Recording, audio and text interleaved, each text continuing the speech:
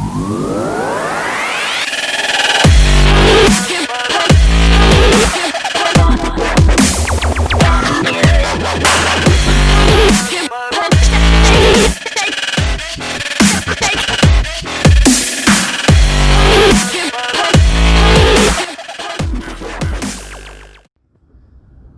is up, everyone? TCT here again, and you are listening to episode 6 of the It's Showtime podcast. And a lot has happened since the last time we spoke, especially for the Washington football team fans. Let me just say this. For those of you who last week and the week before bashed me for what I had to say about Dwayne Haskins Jr., let me just say, I told you so. Absolutely. I told you so. That guy completely cost the Washington football team the game against the Cleveland Browns. I mean, you want to hear the clip? You want to hear the clip that I have to play here? Look, I recorded myself watching the game and I was not happy. So I'm going to play a clip and I want you to hear just how ticked off I was. Check it out. All of you guys last week that said Dwayne Haskins is not trash and that I don't know football or anything, look at this score right here. Look at this score right here. Dwayne Haskins is absolutely terrible. This man is absolutely terrible. He has thrown 3 interceptions. He has fumbled the ball twice. He should have 4 interceptions. That one was lucky. But I can't take it anymore. Play Kyle Allen. For the love of God. Last week, everybody on YouTube telling me I don't know football, yada, yada, yada, yada. Look, Dwayne Haskins is not the answer. This man is one of the dumbest quarterbacks. He's worse than Patrick Ramsey. I'm sorry to say, he is worse than Patrick Ramsey. I cannot take it anymore. It's absolutely ridiculous. Look, and this throws everybody off. Ryan Kerrigan even. Look at this. Everybody's being thrown off because of this. This score should be 20-3 right now. There's 21 points on that board due to Dwayne Haskins Jr. I have never in my life seen such a poor performance from a first-round draft pick. This is ridiculous. Is that nuts or what? That's pretty much all I have to say about that. I mean, 3 interceptions. 2 fumbles. Should have been 4 interceptions if not for the defender knocking the ball out of the other guy's hand. And then many of you are going to say, oh, well, he's showing glimpses. It's a bad offensive line. It's no wide receivers. When he threw the ball to wide receivers, they seemed to be catching it. In the first half, they were doing okay. But when you stare down receivers, just like I said last week, this guy holds onto the ball for more than 6 to 8 seconds. You can't do that. And then he stares at the receiver he wants to throw to. And by the time he throws it, there's already 3 guys on that receiver. That's where the interceptions come in. He's not learning. They're like, well, hey, this is his 3rd system in 2 years. You got to give him time. I'm like, guys, I'm running out of patience. If you want to give him time to learn the system, I do believe he can be a franchise quarterback. He has the talent. He needs to sit behind a veteran. Playing him in these games is actually hurting him. If you watch that press conference, he was very displeased with himself. And he was frustrated, and you don't need that for a quarterback of his caliber. I mean, he's a good caliber quarterback, good talent. He's not making good decisions because of the game speed, and it's mostly because he didn't play a lot of games at college. But it's not to say that he can't do it, because he can do it. We seen it yesterday. He threw 2 great touchdowns. He had a good long drive. I'm not going to say the bad things that he did. I'm going to say some good things that he did too. But for the love of God, he gave 21 points to the Cleveland Browns. They could have easily been 20-3, 20-10 in a victory yesterday if not for his screw-ups. Every time the man gets touched, the ball comes out of his hands. He needs to stand there at the practice field and let people hit him and learn to hold on to that football with one hand. He needs to do that. That's how you train a guy.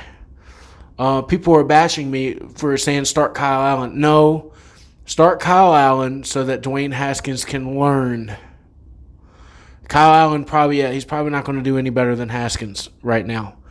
At least Haskins can stick around if you do that. He can stick around. He can learn the system. He can learn it without getting beat up every week, without losing confidence. And I would tell Dwayne, it's like, Dwayne, it's too dangerous to keep you in right now. We're going to put Allen in. Let Allen play. People are like, put Alex Smith in. Absolutely not behind this offensive line that's missing Brandon Sheriff and no Trent Williams anymore. Absolutely not. This offensive line can't even protect Dwayne Haskins. And a lot of these sacks are his fault anyway, because he's not getting rid of the ball. He's staring down receivers. And when he stares down receivers, he throws it. He's got a great arm, man. I'm going to just tell you that. But for the love of God, get rid of it or run up the middle and get some yards. People are like, well, he's young, he's learning systems. Like, guys, I've seen quarterbacks come in this league with worse circumstances. Like, look at Joe Burrow right now. He's got a horrible circumstance there. They tied with the Eagles. He's doing fine with one of the worst teams in the NFL. That's how I know Dwayne Haskins is not ready. Dwayne Haskins isn't Joe Burrow. He was to y'all a year ago. He was the best thing ever. Quit crying. Quit complaining. Okay, I'm not complaining. I'm complaining because I'm not complaining because they're losing. I'm complaining because they're losing the way that they are. They could easily be 3-0 right now. Dwayne Haskins last week could have been close with the Arizona Cardinals. He showed that he was good against the Eagles, but he had a bad first half against the Eagles. He had a bad game in general last week.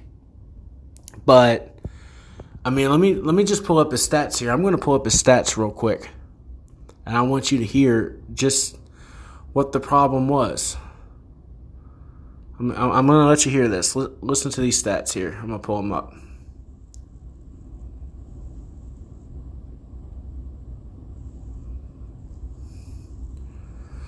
Dwayne Haskins, 21 for 37, 224 yards, 2 touchdowns, 3 interceptions, 3 sacks, and an overall quarterback rating of 30.6 with an overall rating of 58.8.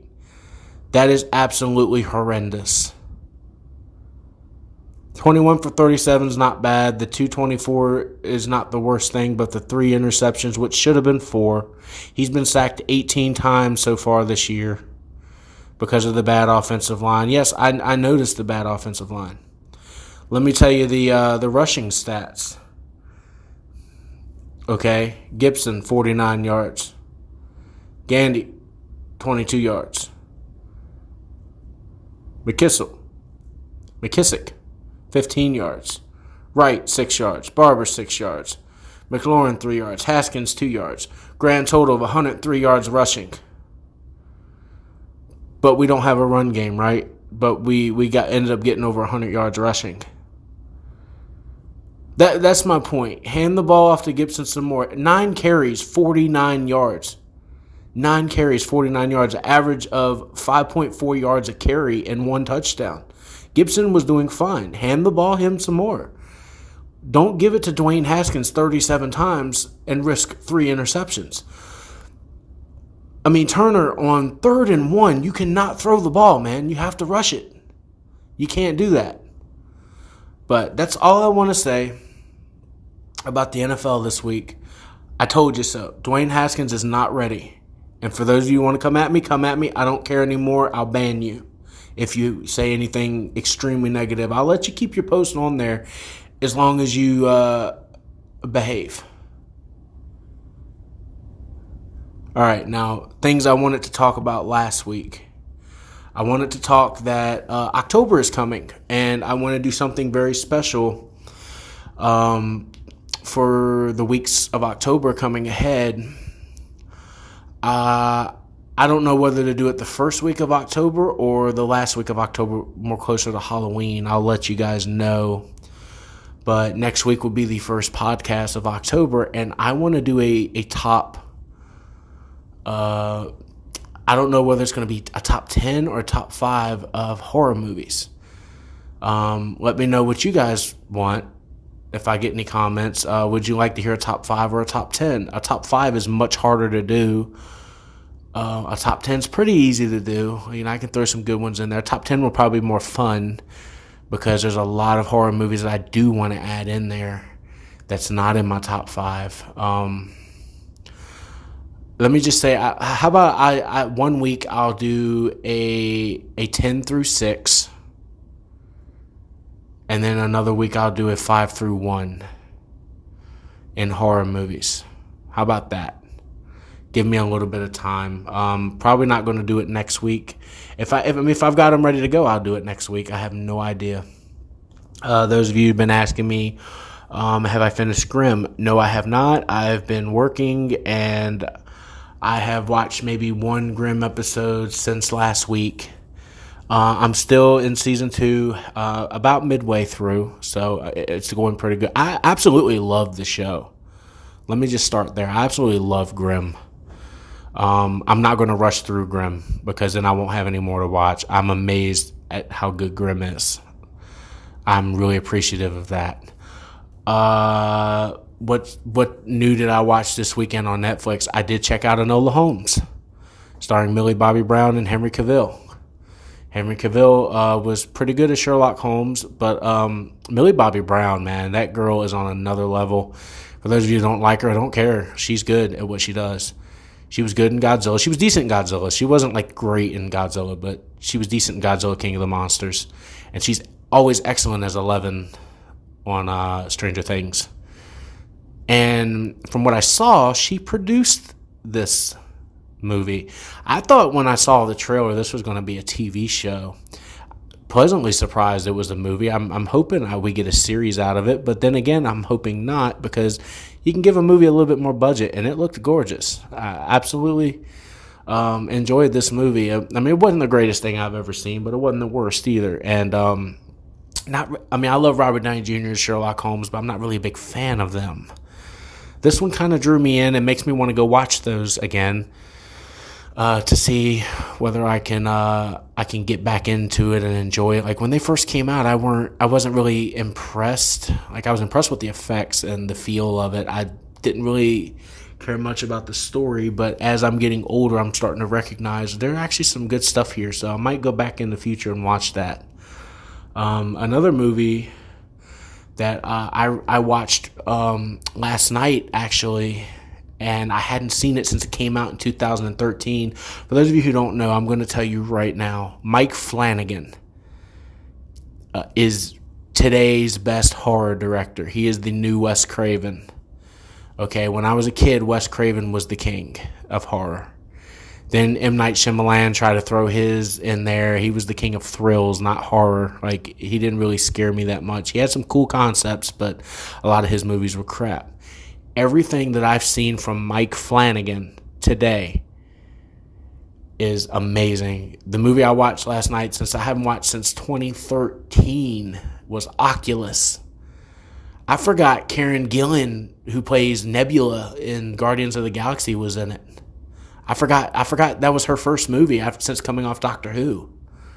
And it's amazing how they did that story.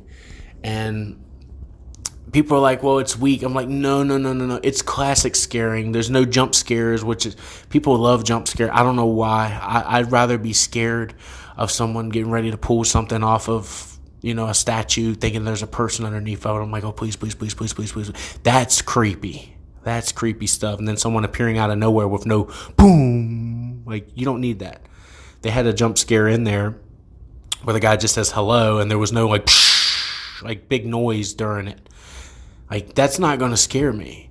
What scares me is if he says hello in a totally quiet scene with no boom. Like, the boom is going to throw me off. Like, he went hello, and I jumped. I was like, oh my God. Like, please don't do that. I forgot half of that movie, and it's amazing. Mike Flanagan's first big film. He met his wife, Kate Siegel, on that. And for those of you who don't know who Mike Flanagan is, I'm gonna name some movies here. Oculus, Ouija. Okay, he did Gerald's Game, which was a huge hit on Netflix. It is a good Stephen King book and a good movie that he adapted.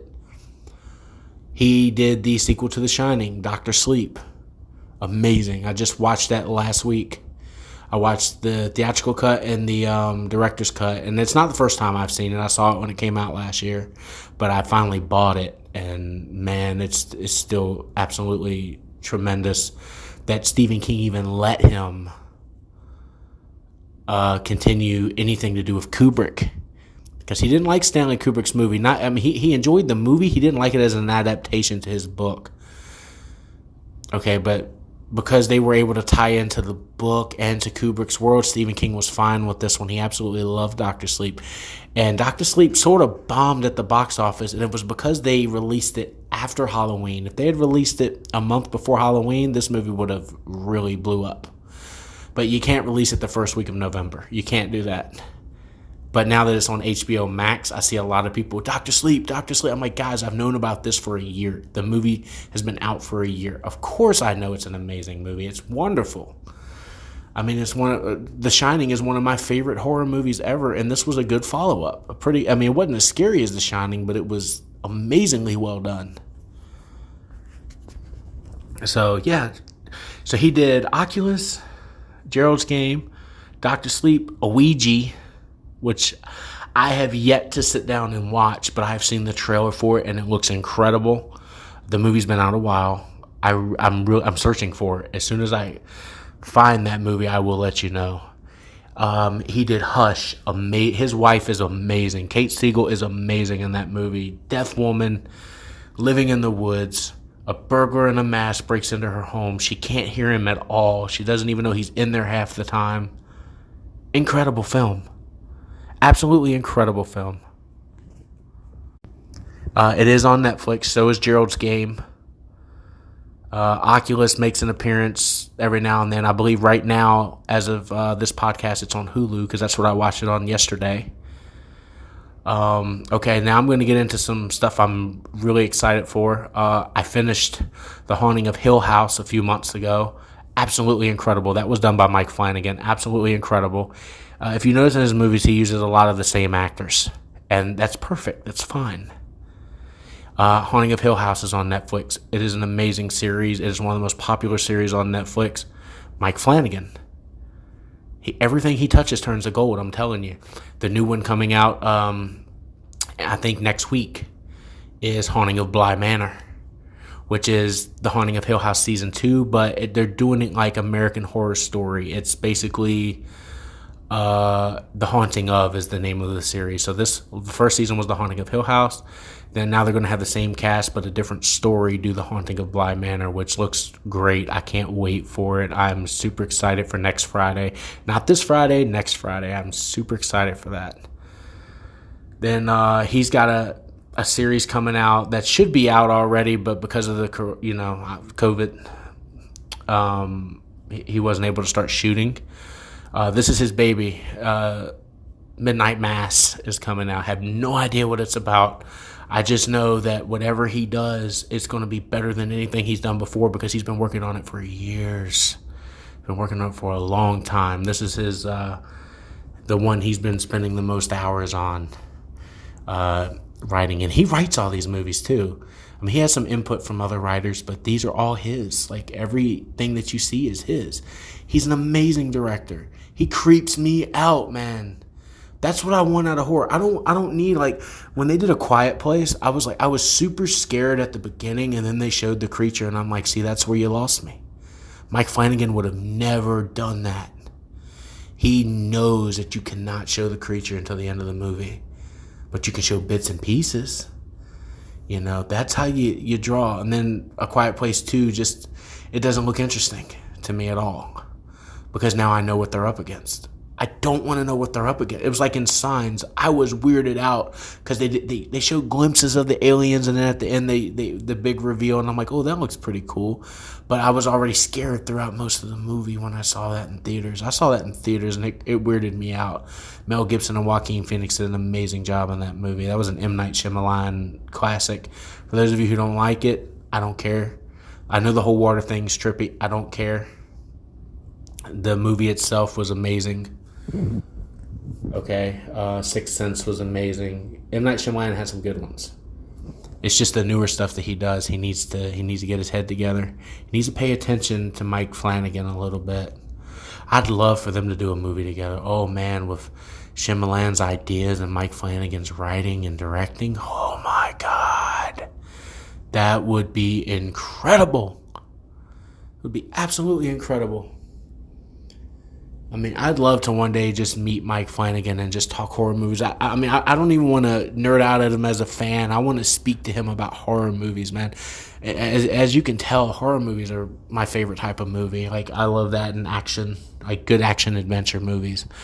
But some sci-fi movies are okay, you know, if it's like Star Wars-ish and stuff like that. Starship Troopers, you know, which I recently watched that, by the way.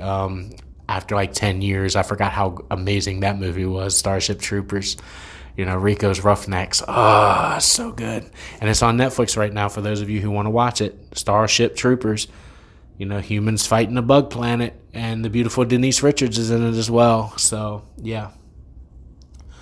Back when she was like #1 hottest chick in the world back in the 90s, which I don't even remember much of because I was still a kid at the time. But I remember when she was blowing up, she was on every magazine, and which I didn't really care at the time. But now I understand. Like, she's a gorgeous woman, and she still is today. She did a lot of good stuff. I didn't know she was a Bond girl until I watched that Bond movie. I was like, wow. But let's get back into the horror stuff, man, because Halloween's coming up.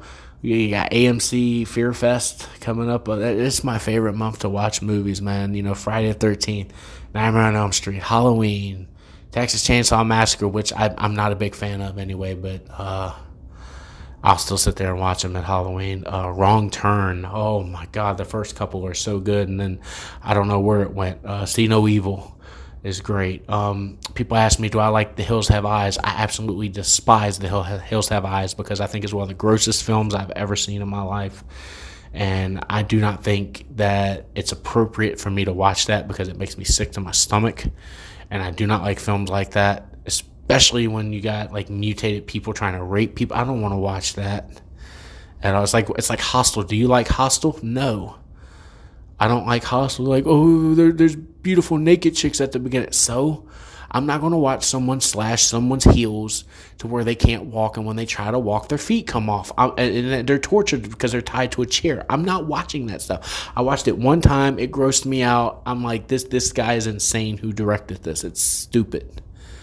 You know, and then they did 2. Well, 2 has girls in it. I don't care. I'm not watching it. You're not putting a ball in my mouth and making me throw up inside of my mouth where it can't even come out. And it's coming out of my nose. No. I do not watch that kind of gross stuff. It's just too gross-esque for me. You know, that's not my style. I mean, if that's your fetish with horror movies, that'd be my guess. But that is not my style. I love slasher films. I love good creepy stalker films. I love like The Hitcher. Oh man, people hated The Hitcher. I love The Hitcher because it's a real thing. Like, someone can do that. Someone can stand on the side of the road every night, ask for a ride home, and kill the person who takes him home, but just because he wants to kill somebody. That is an absolutely real situation. Things that are based off real life are great. You know, I even consider sometimes Phone Booth a thriller. It's more of a thriller than a horror movie, but it's a thriller because a dude in a phone booth has a sniper on him. And Kiefer Sutherland, you know, talking to him on the phone, tormenting him while the cops think that Colin Farrell killed this guy. It was actually the sniper. So they've got all the guns pointed at Colin Farrell, and Forrest Whitaker tries to figure out what's going on because he's the police captain in the movie. If you haven't seen Phone Booth, that is one of the most amazing hour and 15-minute movies I've ever watched. It's just all about dialogue, but it's so good. I went and saw that in the theater. It was like 2002. I went and saw that in the theater, and man, we come out of there and we're like, it's over already? Yeah, but what more did you need? It's amazing. It's a great movie. But the horror movies, man, today, like stuff like Us. People are like, do you like Us? No, I don't. Do you like Get Out? No, I don't. Do you like Lights Out? Lights Out was decent. I can say that. I love the whole thing. You can't see the ghost unless the lights are pitch black, which, that's kind of weird, but it is kind of, I could have wrote that. Like, give me something that's gonna blow my mind. Like, you know what I mean? Absolutely upset, but I mean, there's nothing we can do because of the pandemic. I'm upset we can't see part 2 of the new Halloween franchise. Halloween Kills is supposed to come out this month. They pushed it to 2021. I'm super excited because I absolutely enjoyed the last Halloween. Some people didn't. And I'm like, well, what more do you want from a Halloween movie?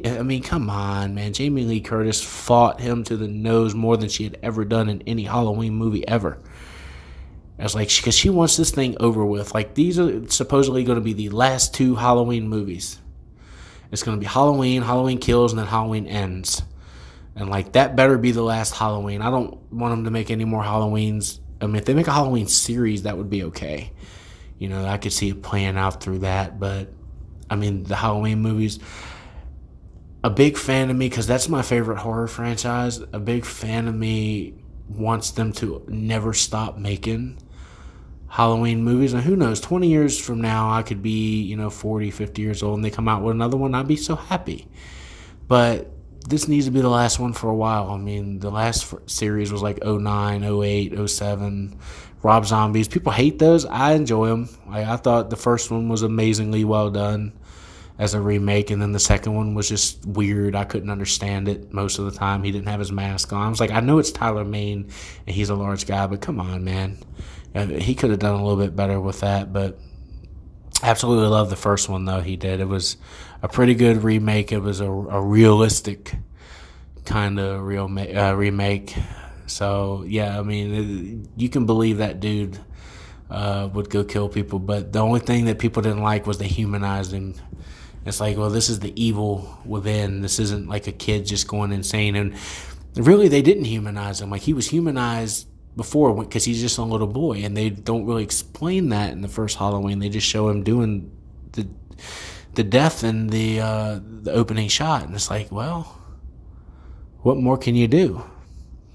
But Rob Zombie really dove into, hey, this is a kid, and then when the evil took him over, he never spoke again. And, like, just those scenes with Danny Trejo where he's locked in the cell, and Danny Trejo's like, don't let those walls get you down. Believe me, I know. I've been in jail before. And Michael is just looking at him with kind of like a thank you stare, and then if I get out of here, I'm going to kill you stare. But he's got like the most blank stare, and I'm like, that kid should have won some Oscars for some of that. But, yeah, so that's going to be pretty much it for this podcast this week. I just wanted to give you guys an update about that. Yeah, Washington, I feel bad for you guys this weekend because you've got Baltimore.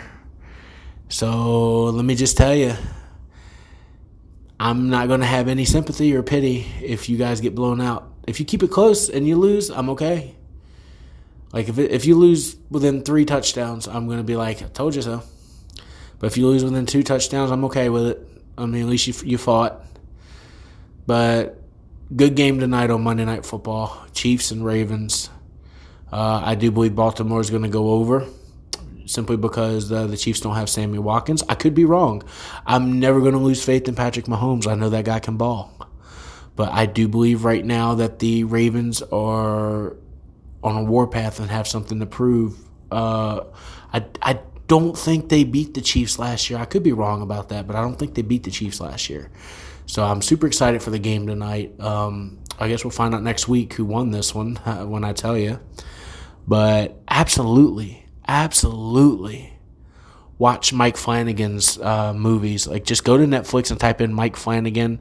I think the first 6 are his directed movies. Then Bly Manor and Hill House will come up. There's a great series. I wish more for that guy, man. I really do. I'm going to watch maybe 1 or 2 more episodes of Grimm this week. I'm going to try to. I've been watching a lot of sports lately, guys. So, by the way, college football, well done in keeping your players safe. You guys are doing a good job. NBA, I never got to cover that. Congratulations to the Los Angeles Lakers and the Miami Heat for making it to the finals. Stanley Cup's still going on, so hopefully next week we have a winner of the Stanley Cup. Dallas Stars versus Tampa Bay Lightning. So, in closing, this is the It's Showtime podcast, hosted by me, TCT. I'll talk to you guys next week. Thank you for listening. By the way, remember to like, subscribe, and favorite. Have a great week, everybody.